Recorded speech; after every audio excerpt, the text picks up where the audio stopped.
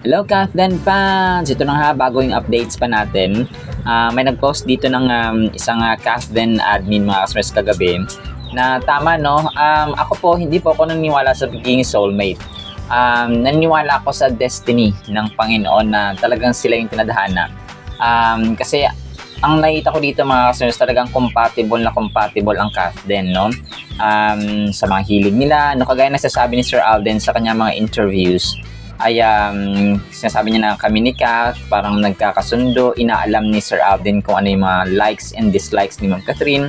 And ngayon kasi ang mga tao gusto ng instant no, kagaya ng mga kabataan, gusto nila instant kapag ano yung relasyon talagang andyan. So ang tendency, hindi nagtatagal ang relasyon no. Marami ngayon na naghihiwalay na naman yung mga current couples, mga kasombreros na mga sikat. So, si Ma'am Catherine, ang ginawa niya dito from 2024 to 2019, no?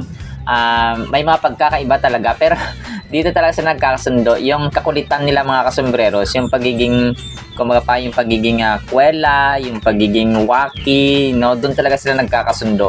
And nakita mo na wala talagang, kumbaga pa na wala na yung harang dito sa 2024 nila na promo at saka kulitan mga kasombreros na kahit nasa public, kahit maraming tao nakatingin, ay hindi nila mapigilan yung kakulitan kasi nga kilala na nila yung bawat isa. So si Sir Alden kapag in-interview yan no, kami ni Kath ganyan, so dinidiscover niya yung yung mga dislikes and likes ni Ma'am Catherine, yung mga gusto niya, yung mga pa futuristic sila mga kasos, hindi sila yung tandem na kumapa on na ngayon tapos after how many months wala na, diba? So kasi marami tayong mga artista na kilala na lalong-lalo na po yung mga sikat sa social media, yung mga bata pa, no, talagang nasa 20s, nasa teens pa lang, ay mag-on na sila, mag-jowa na, tapos mababalitaan mo na lang after how many months ay naghiwalay or years for example. So yung Kath din po, talagang atat kasi ang mga tao na gusto nila sila na agad or kumapa parang ipapublicize na nila yung kanilang relasyon. Hindi sila ganon. Nag-iisip sila because they are kumapa wise sila mga kasabres when it comes to relationships and futuristic. Si Sir Alden mag-aaral pa nga siya ng pagkapiloto. So Ma'am Catherine is kumapa single siya but not available. So hindi lang hindi lang yung dinugtungan ni Ma'am Catherine yung kanyang sinabi na dun sa interview niya kay Ma'am Gretchen Pulido na single siya, happy, yes, but not available kasi nga meron na silang kumagapa kasunduan. Tawag doon sa Bible term is covenant, no, agreement nila mga kasambreros na someday darating din ang kanilang panahon na mapaala Coco and Julia na magulat ka nilang nagsama na pala ang dalawa. So ganon. Ganon mga kasambreros no. Kung kaya yung mga atat dyan, maghanap na lang kayo ng inyong tandem kasi kami dito ay talagang solid na Kath din mga kasambreros no. So hindi naman tayo bulag at saka hindi tayo mapabingi sa mga actions, lalong-lalo na po yung mga nakasama ng Kath din during sa shoot ng Hello Love Again mga kasambreros. Alright, so kung kaya soulmates tapos destiny, no, talagang tinadhana sila ng Panginoon mga kasos para sa akin. Alright, so update tayo mga kasembreros, no. Ito si Ma'am Catherine ay nag-post na isang admin na hawak-hawak niya si Lexine, no, nung maliit pa tapos nung malaki na ay yun na, no, talagang bilis ng panahon. Bata pa dito si Ma'am Catherine pero parang walang pinagbago, no, bata pa rin siya. Tapos lumaki na si Lexi, no, baka magiging artista din ito kagaya ng kanyang tita mga kasembreros. And then ito, no, may pick pa rin doon sa may binyagan mga kasembreros. Ito po ay kumbaga pa si Mitch Oliva.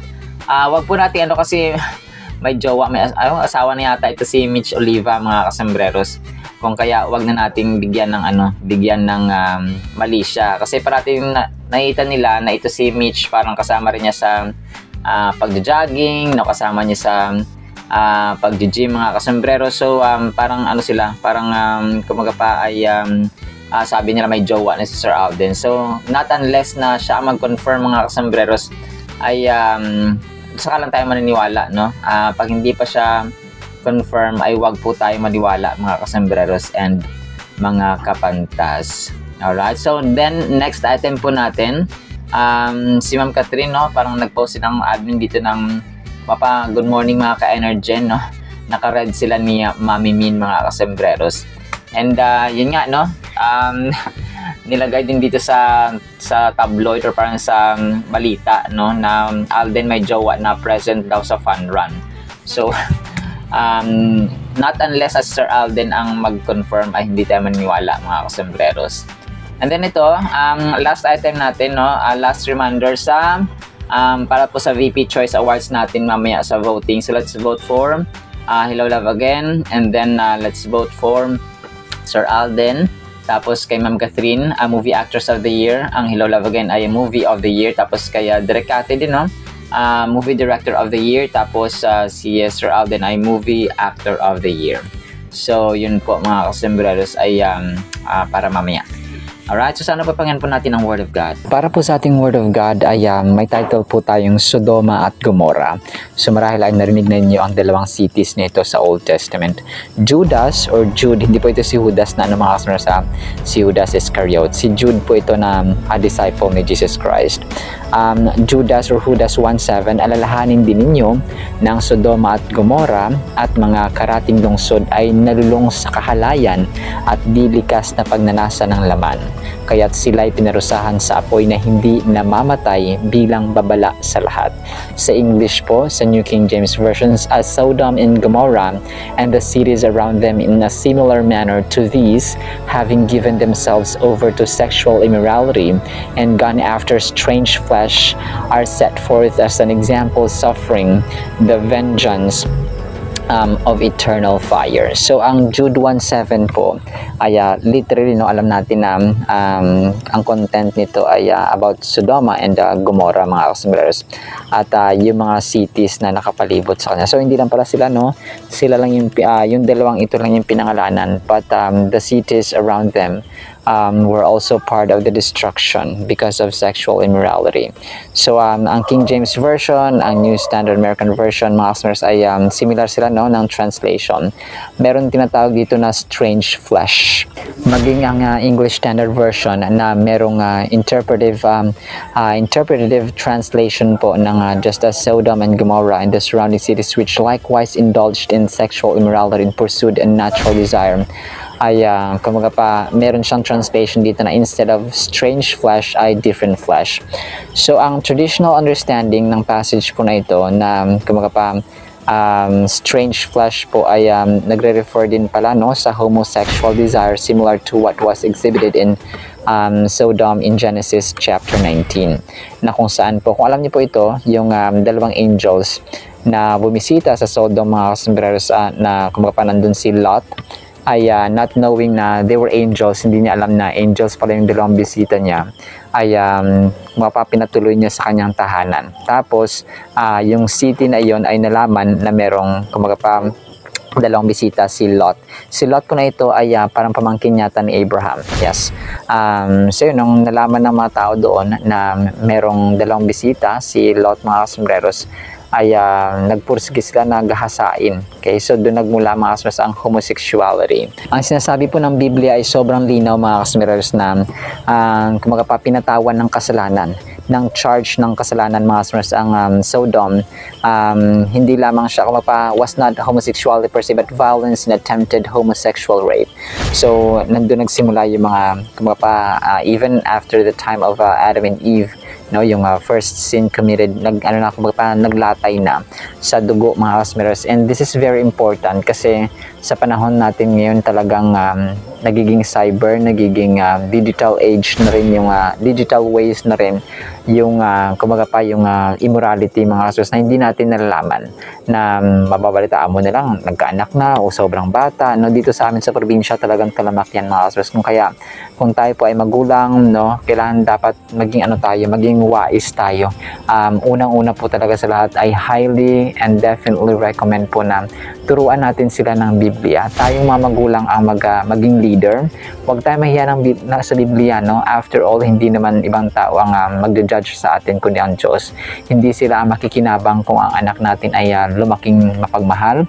Hindi sila yung makakanabang kapag yung anak natin ay lumaking masunurin sa atin at saka mapagkumbaba. And then Hindi sila perfecto, yes. Pero maganda kasi na napalaki sila sa salita ng Diyos because they will be brought up sa pag-ibig, mga kasmas. And hindi rin sila yung magsasuffer kapag yung anak natin kapag lumaking kumaga pa hindi kaaya-aya ang ugali at saka kumaga pa disobedient, mga pasaway, mga kasmeres, at nalulung sa bisyo. At saka isa pa, hindi nakapagtapos ng pag-aaral, nagkaroon ng maagang pamilya, hindi po sila ang magsasuffer, kundi ang mga magulang din. Kung kaya bilang mga magulang, hindi lamang financial ang kailangan ng bata, they need spiritual and practical and kumaga pa financial and mental guidance. Okay, maraming aspects ang tao, hindi lamang po financial.